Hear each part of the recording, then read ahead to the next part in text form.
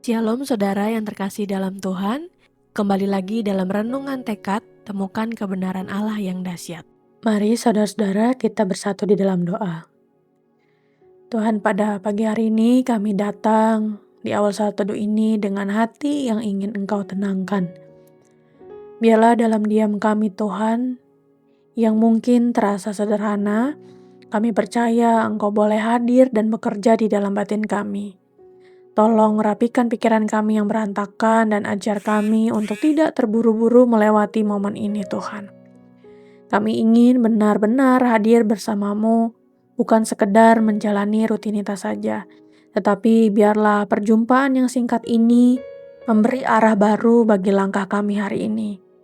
Firman Tuhan hari ini boleh menenangkan kami yang gelisah, menguatkan kami yang lemah, dan membuka mata kami untuk melihat penyertaan-Mu dalam hal-hal kecil. Terima kasih Tuhan, inilah doa kami. Hanya di dalam nama Tuhan Yesus kami berdoa. Amin. Renungan pada pagi hari ini terambil di dalam Keluaran 4 ayatnya yang ke-10 hingga ayatnya yang ke-12. Demikian bunyi firman Tuhan. Lalu kata Musa kepada Tuhan, Tuhan, aku ini tidak pandai bicara. Dahulu pun tidak, dan sejak Engkau berfirman kepada hamba-Mu pun tidak. Sebab aku berat mulut dan berat lidah. Tetapi Tuhan berfirman kepadanya, siapakah yang membuat lidah manusia? Siapakah yang membuat orang bisu atau tuli? Membuat orang melihat atau buta? Bukankah aku, yakni Tuhan? Oleh sebab itu, pergilah, aku akan menyertai lidahmu dan mengajar engkau apa yang harus kau katakan. Saudara-saudara yang dikasihi Tuhan, sungguh betapa sabarnya Allah kepada Musa yang selalu membantah dan mengeluh bahwa dirinya tidak pandai berbicara. Sehingga Allah juga menyertakan Harun sebagai juru bicara Musa.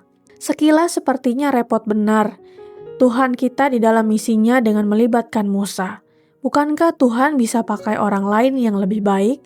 Bukankah juga Allah bisa dengan kuasanya yang tidak terbatas melepaskan saja langsung bangsa Israel dari tanah Mesir? Saudara-saudara, kita sering berpikir praktis dan logis dalam memandang berbagai permasalahan hidup. Sehingga kita lupa ada bagian-bagian yang Tuhan mau kita kerjakan dengan caranya. Seringkali kita merasa bukan sebagai orang yang tepat, bukan orang yang juga pandai bicara, sehingga ketika Tuhan mungkin mengutus kita, menggelisahkan hati kita, seperti misal harus menyatakan suatu perkataan kepada orang tertentu, menyadarkan orang tertentu, menyatakan kesaksian tentang Tuhan pada orang-orang tertentu, dan untuk melakukan penginjilan, di situ banyak orang menghindar merasa itu bukan tugasnya.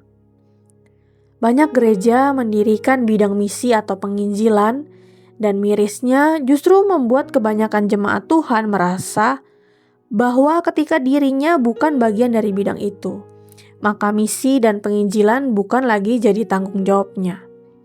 Padahal panggilan Tuhan sebagai amanat agung itu adalah panggilan bagi setiap orang.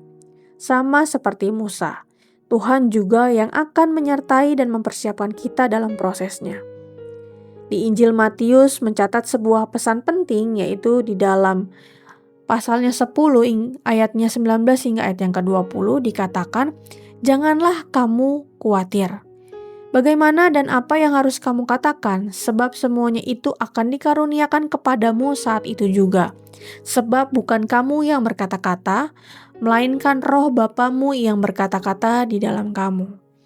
Maknanya, dalam situasi sulit, Roh Kudus yang akan memberikan kita kata-kata yang tepat.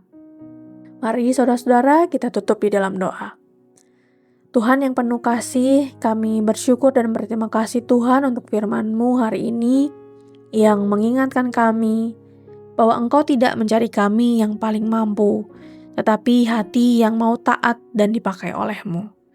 Ampuni kami Tuhan saat kami sering merasa tidak layak, kami merasa ragu dan memilih menghindar dari panggilan-Mu. Tolong kami Tuhan untuk percaya bahwa Engkau sendiri yang akan menyertai, Engkau yang akan menguatkan dan memberikan kata-kata yang tepat pada waktunya.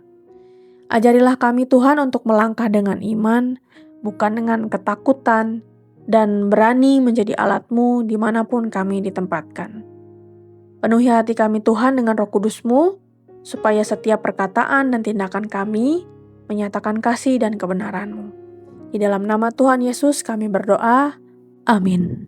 Saudara yang terkasih, jika saudara memiliki pokok-pokok doa yang dapat dibagikan kepada kami untuk kami doakan, saudara-saudara bisa mengisi pada link deskripsi dari tayangan ini atau men-scan barcode yang ada di tayangan ini. Kami akan mendukung di dalam doa untuk setiap pokok-pokok doa yang ada.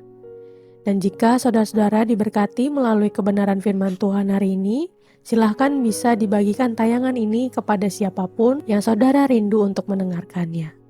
Selamat melakukan firman Tuhan yang dahsyat. Tuhan Yesus memberkati.